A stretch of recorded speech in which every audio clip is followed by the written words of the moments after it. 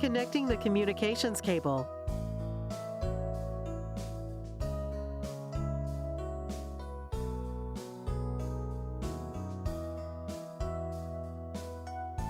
Loosen the sealing nut. Route the communications cable through the cable gland.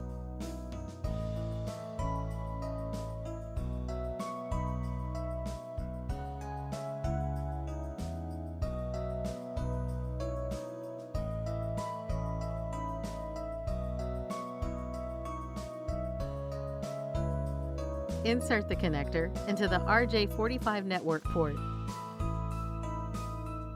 Bundle the cable. Tighten the sealing nut and seal the cable gland.